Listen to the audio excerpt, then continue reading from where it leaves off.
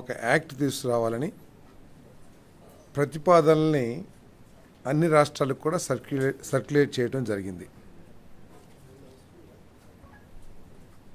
నీతి ఆయోగ్ కేంద్ర ప్రభుత్వం ఆధీనంలో ఉన్న సంస్థ అయినప్పుడు కూడా ఇండిపెండెంట్ సంస్థ అనుకోండి.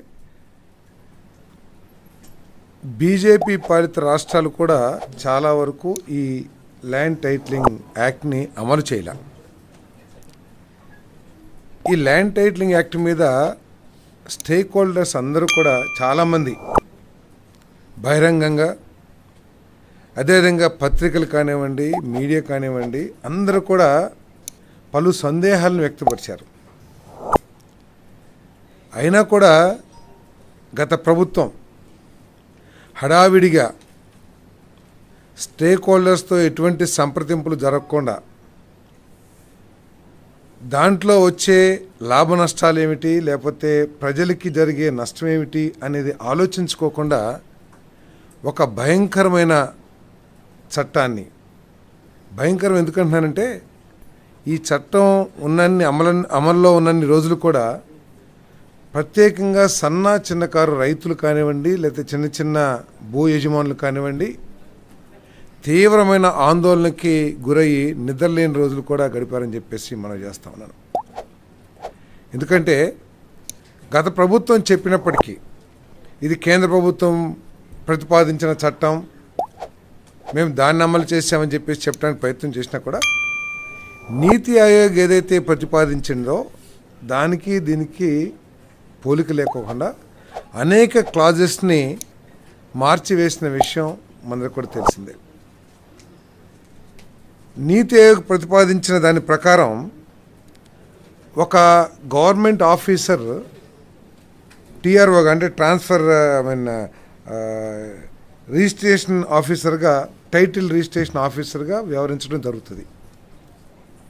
కానీ మన ఈ గత ప్రభుత్వం, ఆంధ్రప్రదేశ్ ప్రభుత్వం చేసిన దాంట్లో మాత్రం అసలు ఎవరు చేస్తారనే దాని మీద ఏమీ లేకోకుండా, అంటే ఎనీ పర్సన్, అది అధికార లేకపోతే ప్రభుత్వం నామినేటెడ్ చేసే వ్యక్తి అనే విషయాన్ని స్పష్టం చేయకోకుండా, అంటే నామినేషన్ చేసే వ్యక్తి ఎనీ పర్సన్ అని చెప్పేసి ట్రాన్స్ఫరింగ్ టైటిల్ రిజిస్ట్రేషన్ ఆఫీసర్గా వ్యవహరిస్తారని చెప్పేసి చెప్పింది. ఇది ఎంత దారుణమో ఒకసారి ఆలోచించాలని చెప్పేసి మనం చేస్తాం. అంతేకాకుండా ఈ టైటిలింగ్ రిజిస్ట్రేషన్ ఆఫీసర్కి అపరిమితమైన అధికారాలు ఇచ్చి ఏది చేయాలన్నా కూడా ఆయనే చేయాలి, ఆయనే ఫైనల్. ఆయన చేసిన తర్వాత ఎటువంటి విభేదాలు ఏదన్నా ఉన్నట్లయితే లోవర్ కోర్ట్స్కి ఎటువంటి అధికారాలు లేకోకుండా చేసేసింది గత ప్రభుత్వం. అంటే చిన్న రైతు, ఒక కొంట ఉన్న రైతు ఉన్నాడు అనుకోండి, హైకోర్టుకి వెళ్ళగలడా? హైకోర్టులో ఈరోజు ఏ విధంగా ఖర్చులతో కూడుకున్న విషయం మనందరికీ తెలుసు. సో కేవలం హైకోర్టు మాత్రమే వెళ్ళాలి అని చెప్పేసి లోవర్ కోర్ట్స్కి కంప్లీట్గా ఎటువంటి అధికారాలని కత్తిరించేసిన ఈ చట్టం ఎవరిని ఉద్దేశించి, లేకపోతే ఏ సమస్యని పరిష్కరించడం కోసం తీసుకొచ్చిందే గత ప్రభుత్వం అర్థం కాకుండా ఉందని చెప్పేసి మనం చేస్తాం. గత ప్రభుత్వం చేసిన ఈ ఏపీ ల్యాండ్ టైటిలింగ్ యాక్ట్ ఏదైతే ఉందో 2022, అది వివాదాలను పెంచే విధంగా ఉంది తప్పితే ప్రజలకి భరోసా కలిగించే విధంగా కానివ్వండి, ప్రజలకి ఇంకా మెరుగైన రిజిస్ట్రేషన్ టైటిలింగ్ విధానాన్ని తీసుకొచ్చినట్టు కానీ ఎక్కడ లేదని చెప్పేసి మనం చేస్తామండి. ఏదైతే చట్టం తీసుకొచ్చిందో గత ప్రభుత్వం, అది రెవెన్యూ వ్యవస్థల్ని,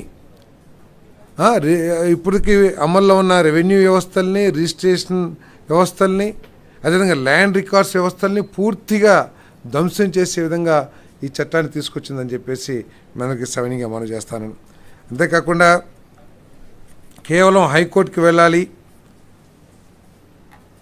అసలు ఎటువంటి ఉద్దేశాలతో తీసుకొచ్చిందో కూడా అర్థం కాకుండా ఈ చట్టాన్ని గత ప్రభుత్వం తీసుకొచ్చిందని చెప్పేసి మనం చేస్తూ, మరి అంతేకాకుండా గత ప్రభుత్వ వ్యవహార తీరు చూసి మా ఆస్తులు కూడా తాకట్టు పెట్టుకుంటారేమో, ఎందుకంటే మద్యం అమ్మకాల ద్వారా వచ్చే 20 సంవత్సరాల్లో వచ్చే ఆదాయాన్ని కూడా తాకట్టు పెట్టగలిగిన ఒక ప్రభుత్వం మా ఒరిజినల్ డాక్యుమెంట్స్ వాళ్ళ దగ్గర ఉంటే ఏమైపోతుందో అని భయాందోళన కూడా కలిగే విధంగా రిజిస్ట్రేషన్ చేసుకుంటే ఒరిజినల్ డాక్యుమెంట్స్ ఇవ్వము, జిరాక్స్ కాపీలు మాత్రమే ఇస్తాము అని చట్టాన్ని రూపొందించారంటే మరి ఎటువంటి భయంకరమైన చట్టాన్ని వాళ్ళు తీసుకొచ్చారో ఒకసారి ఆలోచించాలని చెప్పేసి మనం చేస్తాను నేను.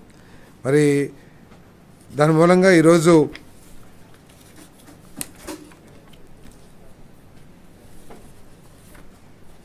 ఇదే చట్టం ఉండేటైతే గనక టైటిల్ రిజిస్ట్రేషన్ ఆఫీసర్ జారీ చేసే జనరల్ పవర్ ఆఫ్ అటార్నీ ఇప్పటికే గిఫ్ట్ డీడ్లు ఇంకా వేరే వేరే డీడ్స్ ఉంటాయి కదండి, గిఫ్ట్ డీడ్స్, వాటన్నిటినీ కూడా మార్టిగేజ్ డీడ్స్, వీటన్నిటిని కూడా మళ్ళీ రిజిస్టర్ చేసుకోవాలని కూడా ఇప్పుడు ఎప్పుడో మనకి తాతలో లేకపోతే ఎవరో గిఫ్ట్ డీడ్లు ఇచ్చుంటారు, వాటన్నిటినీ కూడా మళ్ళీ రిజిస్ట్రేషన్ చేసుకోవాలని చెప్పేసి కూడా ఆ చట్టంలో పొందుపరచడం జరిగిందని చెప్పేసి మనం చేస్తాను.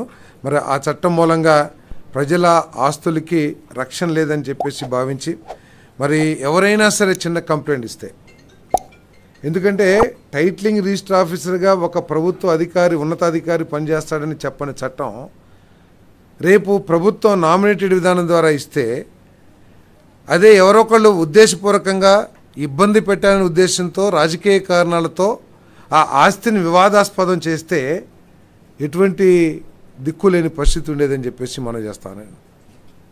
ఆ వివాదాన్ని పరిష్కరించడానికి ఎటువంటి మళ్ళీ ఆర్డీఓనో లేకపోతే లోవర్ కోర్ట్సో లేకోకుండా నేరుగా హైకోర్టుకి వెళ్ళాలంటే ఎటువంటి ఇబ్బంది ఉండేదో కూడా ఒకసారి ఆలోచించామని చెప్పేసి మనం చేస్తాను.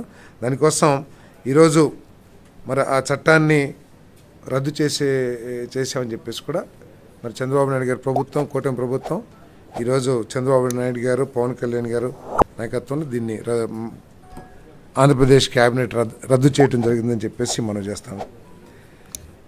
అదేవిధంగా రెండోది, ఒక ఏ ఆలోచన చేసినా ఏ విధానం తీసుకొచ్చినా స్వార్థం ఎక్కువగా ఉండి ప్రజలకి మేలు జరిగిద్దా లేదా అనే ఆలోచన తక్కువగా ఉండే విధంగా గత ప్రభుత్వం పరిపాలన చేసిన విషయం ప్రజలందరూ కూడా గుర్తించిన విషయం మీ అందరికీ తెలుసు. 2019-2020 యొక్క పాలసీ, ఇసుక పాలసీ ఏదైతే ఉందో, కనీసం దీని మూలంగా ప్రజలకి మేలు జరుగుతుందా, రాష్ట్రానికి మేలు జరుగుతుందా, లేకపోతే భవన నిర్మాణ కార్మికులకి మేలు జరుగుతుందా, నష్టం జరుగుతున్నా కూడా పట్టించుకోకుండా వాళ్ళు ఈ ఇసుక విధానాన్ని తీసుకొచ్చిన విషయం మనందరికీ కూడా తెలిసిందే. మరి 2019-2021లో తీసుకొచ్చిన ఇసుక విధానాన్ని రద్దు చేస్తూ ఆ ప్రభుత్వం చేసుకున్న అగ్రిమెంట్స్, పెద్ద పెద్ద జేపీ తర్వాత ఇంకేదో పెద్ద పెద్ద సంస్థలు బయట నుంచి తీసుకొచ్చి ఏదైతే అంటే అప్పుడు చెప్పుకున్నది ఏంటంటే అవి నామ మాత్రమే, కానీ ఆ ఇసుక వ్యాపారం చేసినంత మాత్రం వేరే వాళ్ళని చెప్పేసి చెప్పుకుంటుండేవాళ్ళు. ఏదేమైనా ఇక్కడ ఆ అగ్రిమెంట్లన్నీ కూడా రద్దు చేసేయడం జరిగిందని చెప్పేసి మన ఆ విధానాన్ని, అదేవిధంగా ఆ అగ్రిమెంట్లు కూడా అన్నీ రద్దు చేయడం జరిగిందని చెప్పేసి మనం చేస్తాను. ఎంత ఘోరం అంటే వాళ్ళు బకాయిలు పడ్డా కూడా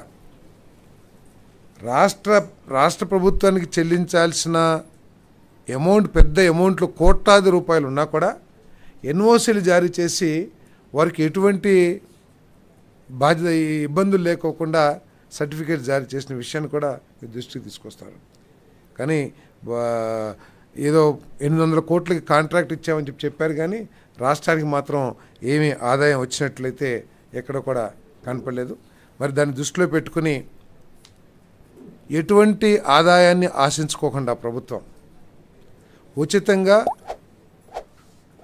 ఇసుక సరఫరా చేయాలని చెప్పేసి నిర్ణయం తీసుకున్నాం. కేవలం లోకల్ బాడీస్కి వచ్చే సీనరేజ్, అదేవిధంగా లోడింగ్ ఏదైతే లేబర్ కానీ ఎవరైనా చేస్తారో అవి తప్పితే రాష్ట్ర ప్రభుత్వానికి ఎటువంటి ఆదాయం ఆశించుకోకుండా రాష్ట్ర ప్రజల సౌలభ్యం కోసం నిర్మాణ రంగం, భవన నిర్మాణ కార్మికుల సంక్షేమాన్ని ఇవన్నీ కూడా దృష్టిలో పెట్టుకుని ఉచితంగా ఇసుక సరఫరా చేయాలని చెప్పేసి నిర్ణయం తీసుకున్నది జరిగిందని చెప్పేసి, అంటే సరఫరా చేయటానికి ఇచ్చిన జీవో 43 ఏదైతే ఉందో, ప్రభుత్వం జారీ చేసిన జీవోఎంఎస్ నెంబర్ 43 డేటెడ్ 8/7/2024 దాన్ని రాటిఫై చేయటం జరిగిందని చెప్పేసి మనం చేస్తాను.